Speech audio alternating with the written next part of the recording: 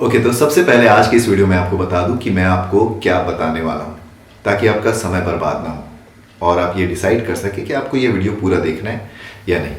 तो सबसे पहले मैं आपको बता दूं कि अगर आप 3ds Max सीखना चाहते हैं बहुत ही अच्छे तरीके से, स्टार्टिंग से लेकर के एंड तो कुछ है नहीं, पर बहुत ही ज़्यादा डिटेल में और डेप्थ में, तो ये वीडियो आपके लिए है। चलिए अब हम बात करते हैं कि 3ds Max जो है अगर आप सीख रहे हैं, क्योंकि जैसे कि मैं आपको बता दूं कि मैं कंप्लीट सीरीज़ लेकर के आ रहा हूँ इस चैनल पे, और जिसमें मैं एक एक करके सारे जो टूल्स हैं, जो टेक्निक है, उसको कवर करने वाला हूँ 3ds Max का। और अगर आप इसे सीखना चाहते हैं तो समय तो लगेगा।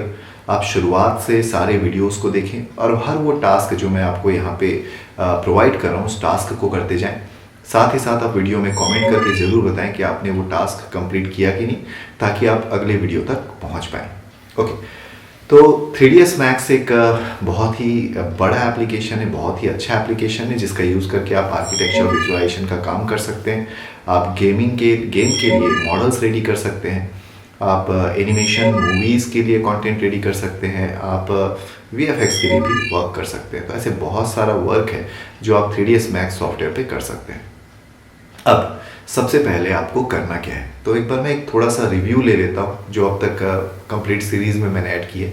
सबसे पहला जो काम है वो है आपका इंटरफेस को सीखना। अब ये इंटरफेस को हम क्यों सीखते हैं इसको समझा देता हूँ।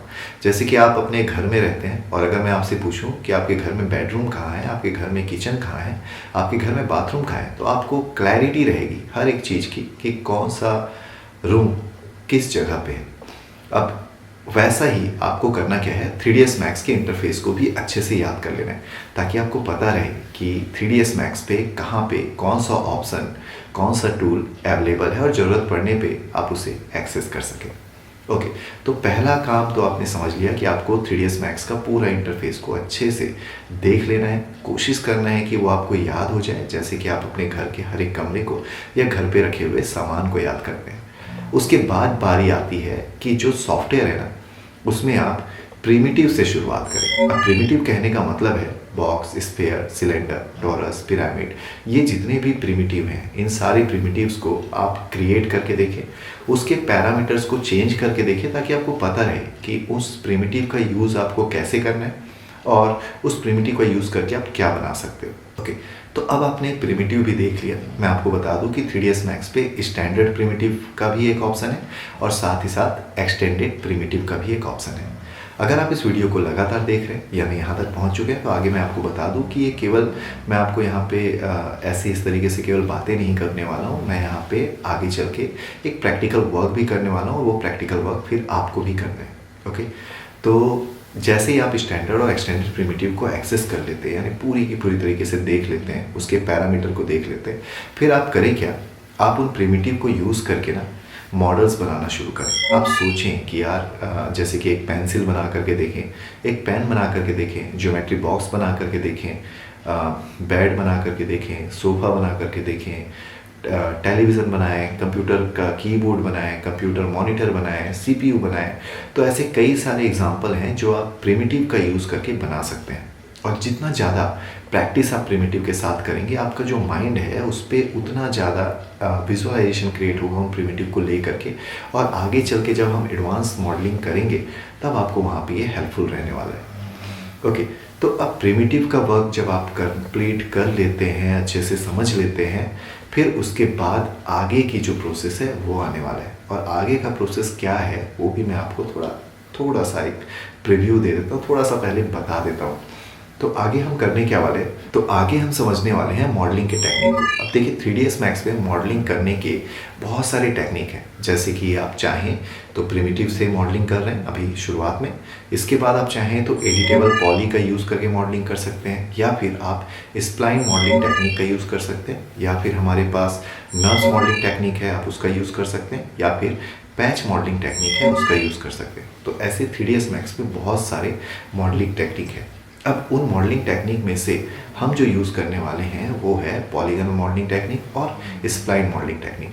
ये दो मॉडलिंग टेक्निक को मैं बहुत ही अच्छे से डेप्थ में कवर करने वाला हूँ, पर उसके लिए आपको इस चैनल के साथ भी बने रहना पड़ेगा और चैनल को सब्सक्राइब करके रखना पड़ेगा।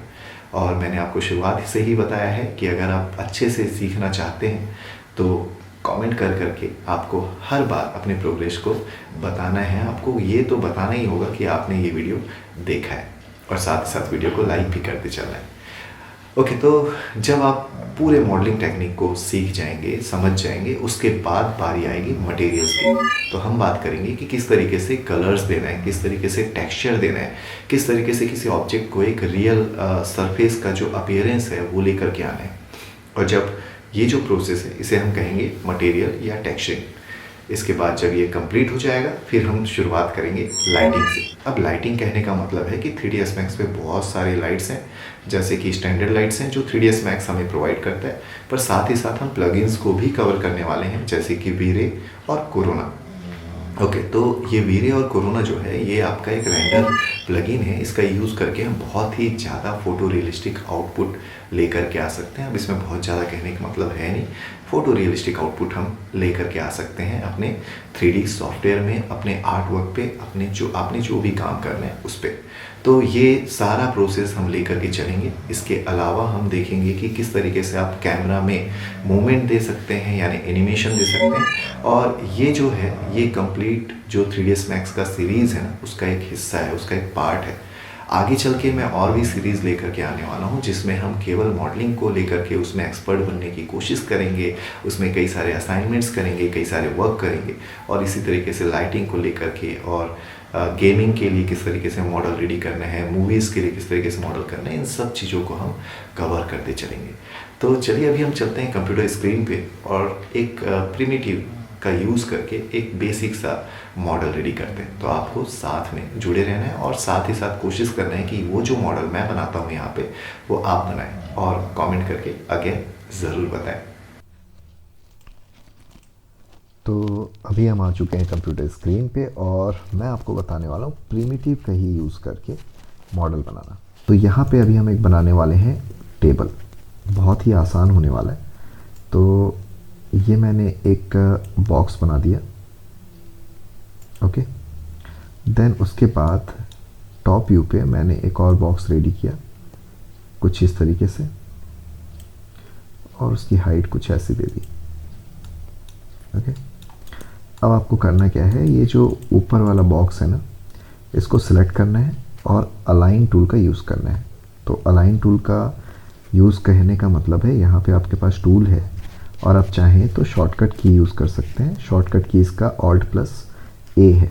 फ़िलहाल मैंने टूल का क्लिक किया और टूल को क्लिक करने के बाद इस तरीके से अलाइन पे क्लिक किया, और अब यहाँ पे डिसाइड करना है कि मुझे एक्स एक्सिस पे अलाइनमेंट नहीं चाहिए, वाई पे भी नहीं चाहिए, बट जेड पे चाहिए। ओके, तो आप देख सकते हैं ये जेड एक्सिस है। अब इसमें आप देखो मिनिमम का ऑप्शन है, तो ये मैंने मिनिमम किया।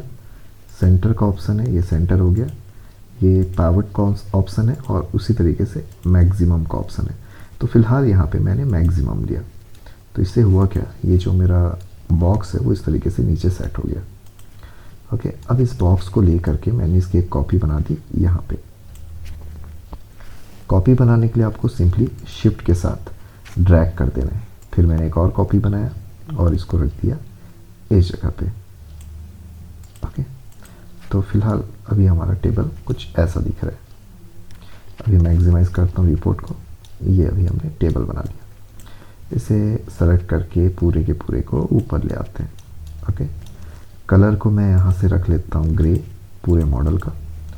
तो अभी हमारा मॉडल ऐसा दिखाई दे रहा है। अब क्या करते हैं, अब वापस से फ्रंट व्यू पे आता हूँ मैं, और यहाँ पे आकर के मैं बना लेता हूँ एक बॉक्स। ओके, तो इस तरीके से मैंने एक बॉक्स बना लिया। ये बन गया एक बॉक्स। ओके, अब क्या करते हैं, अब आते हैं लेफ़्ट व्यू पे, और लेफ़्ट व्यू पे आकर के मैंने एक और बॉक्स बनाया कुछ इस तरीके से।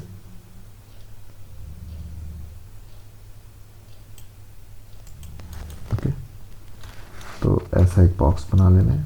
Alt+A यानी अलाइन, और अलाइन करके इस बार मैं एक्स पोजीशन ले रहा हूँ। इस बार मुझे जेड पोजीशन नहीं चाहिए। फिलहाल मैक्सिमम पे ही ये सेट है, आप अपने हिसाब से इसको सेट कर लीजिएगा। फिर उसके बाद कंट्रोल V यानी इसका एक कॉपी रेडी किया मैंने। तो ये देखिए कॉपी रेडी हो चुका है। ऑल्ट A और क्लिक किया इस पर, और इस बार मैंने ले लिया मिनिमम। ओके, तो ये कुछ इस तरीके से सेट हो गया। अब वापस से बॉक्स लेते हैं, टॉप व्यू पे आ जाते हैं, और एक बॉक्स यहाँ पे मैंने रेडी कर लिया। ओके, फ्रंट व्यू पे आके इसकी हाइट दे दी और इसको सेट कर दिया इस जगह पे। ओके, फिलहाल ये बन चुका है, और इसका जो कलर है वो भी मैं रख लेता हूँ यहाँ से ग्रे। ठीक है, ग्रेट। अब इसको हम इस बॉक्स को सिलेक्ट करते हैं और इसको पीछे सेट कर लेते हैं। शिफ्ट के साथ कॉपी किया और ये इस तरीके से सेट कर दिया मैंने यहाँ पे।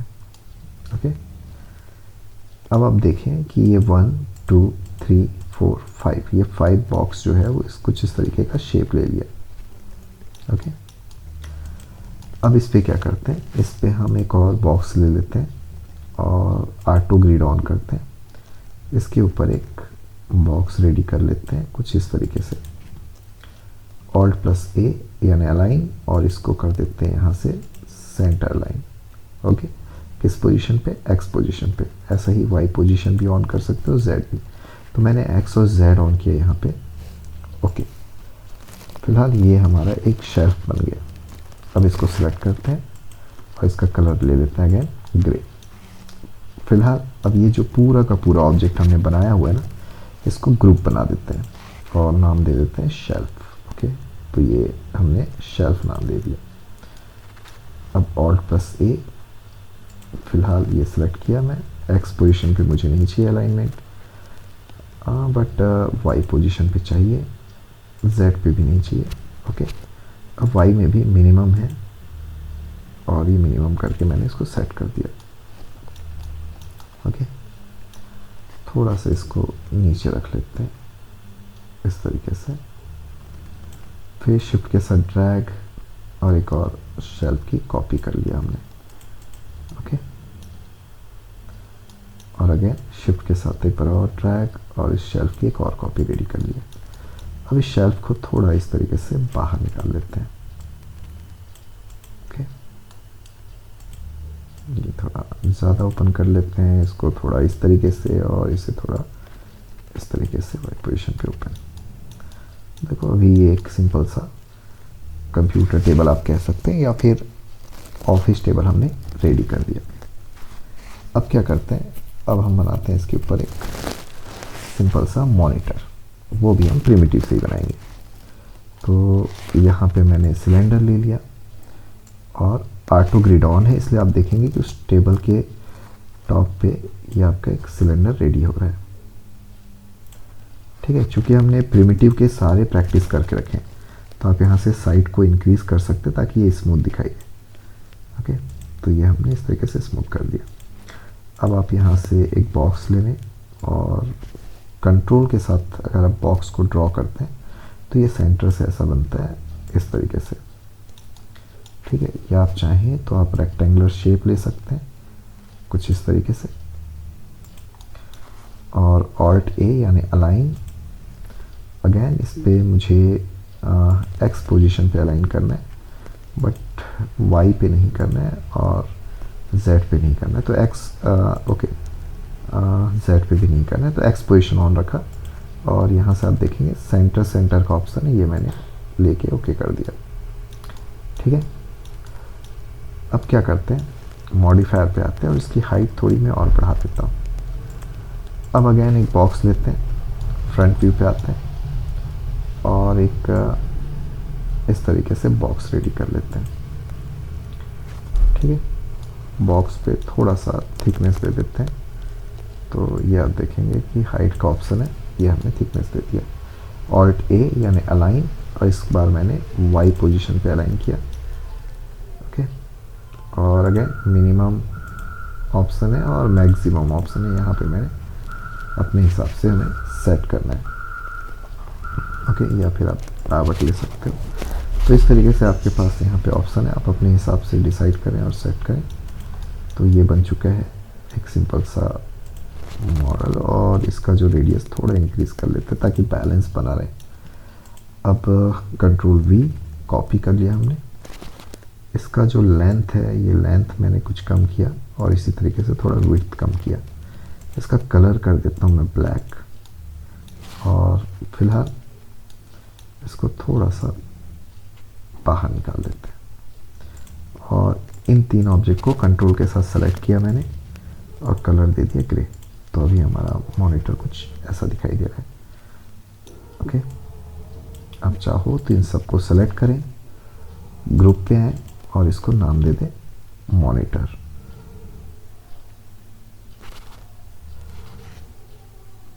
ठीक है, ओके। स्केल टूल लें और इसकी स्केलिंग करके इसकी साइज को थोड़ा सा सेट कर लें कुछ इस तरीके से।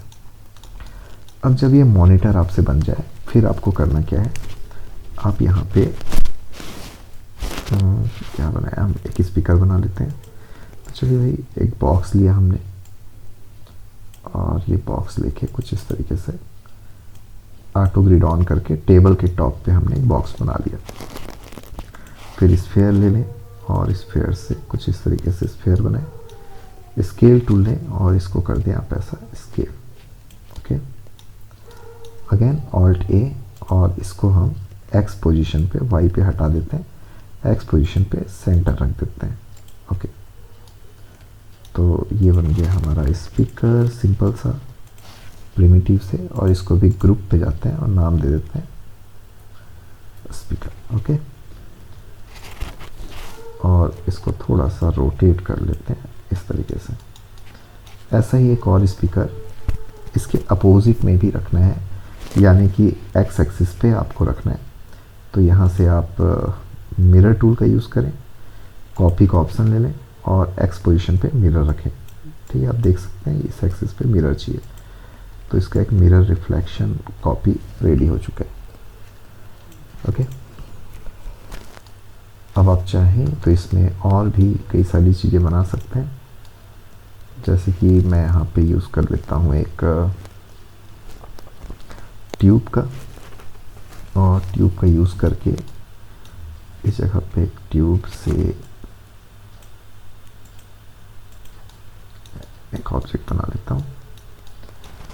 अगेन इसका कलर भी ग्रे कर लेते हैं।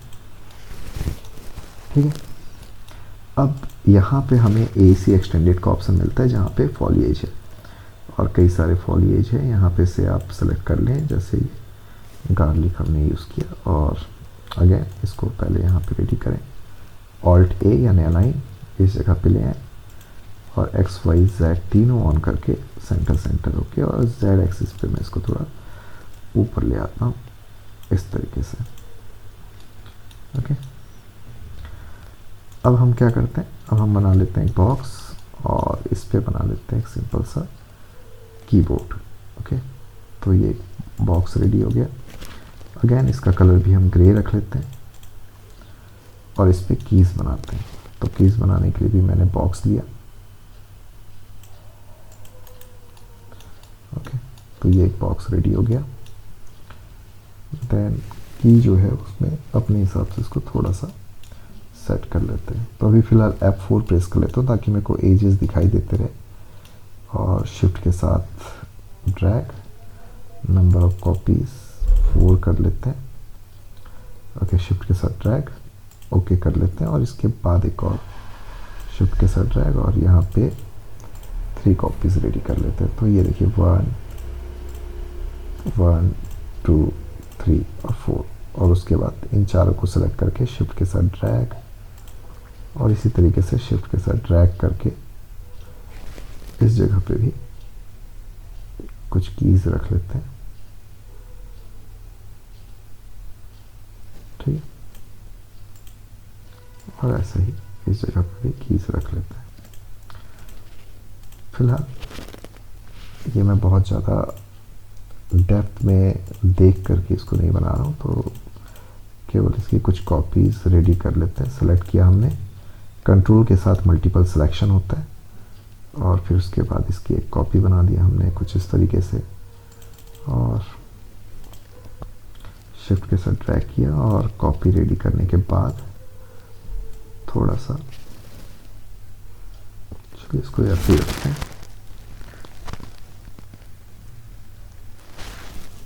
अब शिफ्ट के साथ एक और कॉपी कर लेते हैं इसका, और इसको थोड़ा सा इस तरीके से अरेंज कर लेते हैं। अगेन आप इसको कीबोर्ड को देखें, कीबोर्ड के कीज़ को देखें, और उसके अकॉर्डिंग आप इनके बॉक्सेस को आप अरेंज करें। तो फिलहाल मैंने अभी रैंडमली कुछ इस तरीके से सेलेक्ट किया, इसको सिलेक्शन से हटा देते हैं, ठीक है, और ये अरेंज कर लेते हैं, इसको भी सिलेक्शन से हटा देते हैं और ये अरेंज कर लेते हैं। तो आप इस तरीके से कीज़ इसमें अरेंज कर लेना, ठीक है। टॉप पे आते हैं। टॉप से क्या होगा, आप इसको सेलेक्ट करना आपके लिए आसान हो जाएगा अगर आप वायर फ्रेम मोड में रहते हैं। तो वायर फ्रेम मोड में जाने के लिए आपको प्रेस करना होगा F3, और ये हमने ऐसा ड्रैग किया तो ये सेलेक्ट तो हो गया। ऑल्ट के साथ जो सेलेक्ट है उसको डीसेलेक्ट कर सकते हैं। फिलहाल ये इस तरीके से सेट हो गया। इसकी एक और कॉपी रेडी कर लेते हैं, ओके, और इस तरीके से अरेंज कर लेते हैं। अगेन इसकी एक और कॉपी रेडी कर लेते हैं और ऐसा अरेंज कर लेते हैं, ओके। पर्सपेक्टिव पे आते हैं और थोड़ा सा इसकी स्केलिंग कम कर लेते हैं, सेट कर लेते हैं। अब इसमें क्या करते हैं, इसमें 4 बटन छोड़ देते हैं और फिर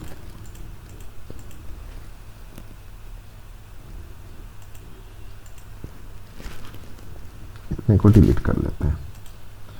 फिर शिफ्ट के साथ ड्रैग और इसको स्केल कर देते हैं ताकि ये स्पेस का की बन जाए, ओके। तो इसी तरीके से आपको कीज़ को प्रॉपर अरेंज कर लेना है। अभी जैसे आप देख सकते हैं कि ये सारे जो कीज़ हैं ये रैंडमली इस तरीके से जमे हुए हैं, बट आप चाहो तो किसी एक की को रेफरेंस लेके आप उसको अलाइन करें, और केवल अभी मैं इसको एक्स पोजीशन पे अलाइन कर रहा हूँ, ओके। अगेन इसको सेलेक्ट किया, ऑल्ट ए, एक्स पे अलाइन, ऑल्ट ए, एक्स पे अलाइन, और इसको भी ऑल्ट ए, एक्स पे अलाइन, ओके। अब इसमें इन सबको सेलेक्ट करते हैं और इसको उठा के रख लेते हैं भैया यहाँ पे, ठीक है। अब क्या करते हैं कि ये कीज़ तो ऐसे ही साइज़ का रहने देते हैं, पर इसकी साइज़ को थोड़ा सा इंक्रीज करते हैं और इस तरीके से मूव कर लेते हैं स्केल करके, ओके। फिर इसकी साइज़ को भी इंक्रीज करते हैं और इसको मूव कर लेते हैं इस तरीके से। तो ऐसे करते हुए आपको कीबोर्ड को रेडी कर लेना है। अगेन आप चाहो तो कीज़ का कलर ऐसे ग्रीन भी रख सकते हैं, पर फिलहाल अभी मैं सारे मॉडल्स के कलर को यहाँ से ग्रे ही रख रहा हूँ, तो मैंने ग्रे रख दिया। इसी बीच अगर आप देखें तो मॉनिटर का कलर चेंज हो चुका है, स्क्रीन का कलर जो हमने ब्लैक रखा था वो भी ग्रे हो चुका है। अब अगर आपको वापस से इसको ब्लैक करना है तो अंडू यहाँ पे काम नहीं करेगा, तो आपको करना क्या होगा, ग्रुप में जाके ओपन करना होगा, इस स्क्रीन को सिलेक्ट करना है, इस बॉक्स को, और यहाँ से आपको कलर दे देना है ब्लैक, एंड देन ग्रुप पे जाके क्लोज कर देना है। तो ये सिंपल सा तरीका है और इसी तरीके से आप कीबोर्ड को अच्छे से रेडी कर सकते हैं, ओके। अब जब ये रेडी हो जाए फिर आप बना ले एक सिंपल सा चेयर। तो चेयर बनाने के लिए मैं क्या करता हूँ, बॉक्स पे आता हूँ और इस तरीके से एक बॉक्स ले लेता हूँ मैं, ओके।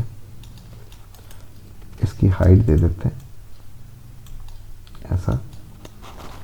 अगेन एक बॉक्स रेडी करते हैं टॉप पे आके और इसके प्रोपोर्शन पे